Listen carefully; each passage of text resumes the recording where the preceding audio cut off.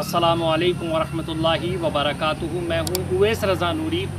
आज हम बात करेंगे एक ढोंगी बाबा जिसका नाम है ज़रीफ़ चिश्ती, जिसका अभी एक बहुत बड़े हमले से इंतकाल हो गया, उसकी मौत हो गई। ज़रीफ़ चिश्ती के बारे में काफ़ी लोगों ने एक बात मालूम की है, वो ये है कि ज़रीफ़ चिश्ती है कैसा बाबा, और दूसरी बात ये क्या उसके लिए मग़फ़िरत की दुआ करनी चाहिए कि नहीं करनी चाहिए। आज उसकी पूरी हिस्ट्री आपके सामने रखूँगा। यकीनन ज़रीफ़ चिश्ती एक बहुत बड़ा ढोंगी बाबा था कि जिसकी हिस्ट्री के अंदर ये मौजूद है कि उसने कई लड़कियों के साथ फ्रॉड किया। दूसरी बात ये वो सहाबा का गुस्ताख था, नबियों का गुस्ताख था, अल्लाह रब्बुल इज़्ज़त की शान में वो गुस्ताखी किया करता था। और मैं आपको बता दूँ वो ज़रीफ़ बाबा कि जो हमेशा लड़कियों के साथ फ्रॉड किया करता था, वो ज़रीफ़ बाबा कि जो सिर्फ अंगूठी देकर लोगों से पैसे वसूलता था, और वो ज़रीफ़ बाबा कि जिसने अपने ज़िंदगी के अंदर एक ऐसा वजीफ़ा पेश किया कि उसने कई सालों तक जीने का एक वजीफ़ा लोगों को दिया, मगर ख़ुद कितने साल जिया, ख़ुद ओनली 30 से 35 साल वो जिया और उसके बाद उसका इंतकाल हो गया। मैं आपको बता दूं ऐसे ढोंगी बाबा हर चप्पे चप्पे पर आपको मिलेंगे। दूसरी बात ये वो शख्स है कि जो अफ़गानिस्तान से यहाँ आया इंडिया के अंदर, और आने के बाद इसने अपना पहले सिक्का जमाया, लोगों को इसने भड़काया, और भड़काने के बाद इसने अपने बारे में एक अफवाह फैलाई, वो ये कि मैं सैयद हूँ और मैं अवतार हूँ और मैं चिश्ती ख़ानदान से हूँ, यानी एक बड़े ख़ानदान से, एक बुजुर्गान दीन के ख़ानदान से।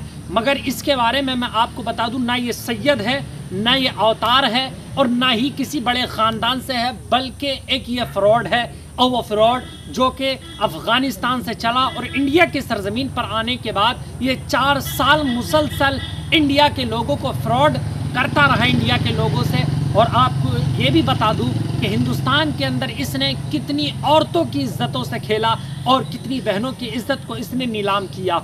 आप देखेंगे, आप ये कहेंगे कि ये बात किस दावे से कह रहे हैं। आप देखें, गूगल पर जाकर सर्च करें तो आप इसको ज़रीफ़ चिश्ती की पूरी हिस्ट्री आपके सामने खुल जाएगी, और आप देखेंगे कि ये एक बहुत बड़ा फ्रॉड वाला बाबा है। आपको मैं बता दूं ये वो इंसान है कि जो कलियर, अजमेर शरीफ, हाजी मलंग और जगह जगहों पर जाने के बाद ये अपना एक तरह से जाल फैलाता और लोगों को गुमराह करता। दूसरी बात ये लोग बेचारे अवाम जो है ना एक भोली भाली है, इसके लंबे बाल देखकर, इसके जुब्बे कुब्बे देखकर इसके झांसे में आती, और आने के बाद वो अपना दीन, अपना जो है धर्म से भी वो हाथ धो बैठता। मैं आपको बता दूं इसकी एक एक अंगूठी 10-10 हज़ार, 50-50 हज़ार की हमेशा रहती थी। मगर कुल मिला के बात यह है, ना तो हम इसके लिए मग़फ़िरत की दुआ कर सकते हैं, ना ही हम इसके लिए जन्नत की दुआ कर सकते हैं, ना ही हम इसके लिए इसाले सवाब कर सकते हैं। इसाले सवाब उसके लिए होता है जो कि इस्लाम के अंदर रहे, यानी हुज़ूर सल्लल्लाहु अलैहि वसल्लम का चाहने वाला हो। जन्नत के लिए भी दुआ उसके लिए होती है जो नबी का चाहने वाला हो, और जो नबी से गद्दारी करे यकीनन उसके लिए जन्नत की दुआ नहीं होती।